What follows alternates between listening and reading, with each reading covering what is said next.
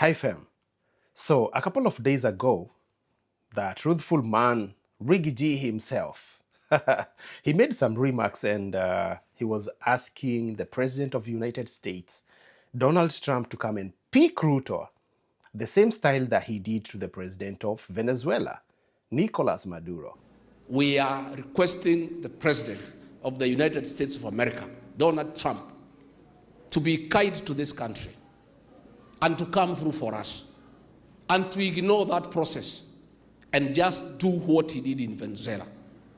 And Kenyans will be grateful. Now, if it is possible, he can do it as early as this week. Asingoja sana. Then came in Farah Maalim. You know Farah Maalim, the guy who said that he can butcher 5,000 Gen Zs during the June last year, 2025 June, when we had Gen Z revolution. So Farah Maalim came and said that he can butcher about 5,000 Gen Zs to protect power.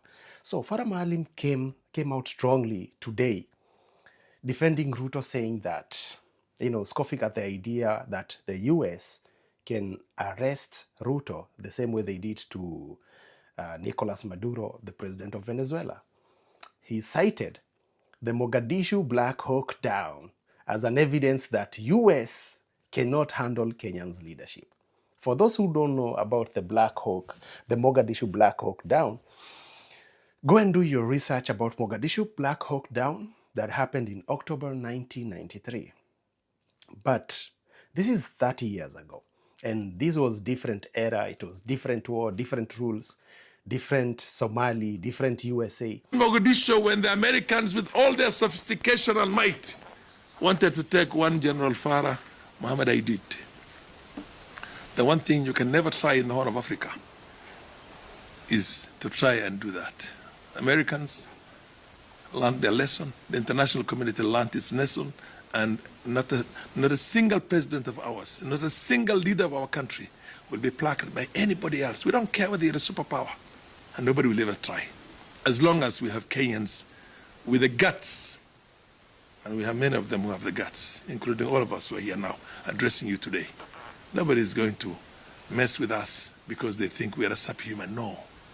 If it has happened in other countries, if it has happened in Libya, it has happened in Iraq, it has happened in other places, I can assure you one thing, it will never happen in Kenya. It will never happen in Kenya. And we are willing to shed every drop of blood of every citizen of this country before we can be treated to that kind of embarrassment. Sir, first, every time someone uses the Black Hawk down to explain the 2025 geopolitics, that's nostalgia. That's not logic at all. The fact that you even talk and say that Kenya is a sovereign country, I support you there. And I agree with you that Kenya is a sovereign country. But I will not talk about sovereignty while you're the same guy who talked about butchering Kenyans, 5,000 of them. So why are you speaking double-sided? Where's the double standard coming from, Mr. Farah Maalim? Same guy who was summoned by National Cohesion and Integration Commission simply because you threatened to butcher the young people of Kenya when they were trying to fight for their constitutional rights. And the remarks that you made brought about hatred, and they could have sparked more danger.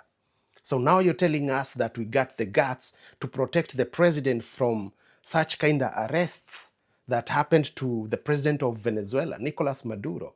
See, we have the guts. I personally am going to speak for myself. I have the guts, but to protect my own family. And the thing that I can protect, it's not the corrupt leadership of Kenya, but the Constitution of Kenya. That's the only thing and the only guts that I have. To protect the Constitution of my country, but not the interest of corrupt leaders. So if Donald Trump was to make the decision to come and invade Kenya, and pick Ruto from the State House, I'll be watching and chilling and watching movies and eating popcorns, my guy. So don't talk about having the guts. We have the guts, but not to protect your not to protect you corrupt leaders. So don't talk about the guts. We got guts. Personally, I got guts, but the guts that I have are to protect my family and myself. You lack the moral compass to tell us that, or rather tell all Kenyans that we got balls to protect the president, Ruto, from the hypothetical external threats. With our blood, with our blood, with our blood. Hey, while you're invoking Somali war analogies. Mama, it's not gonna happen. So if Trump decides to come for Ruto because Ruto is corrupt, or because he has done whatever that he has done, or the atrocities he has committed, I will be sitting in my house eating popcorns, and I say that again. I cannot even flicker. And I'll wake up the next morning and talk about it. What are you telling us? That Kenyans, we got guts. We have guts to protect our sovereignty as a country and protect our constitution, not corrupt leaders. And I repeat that again.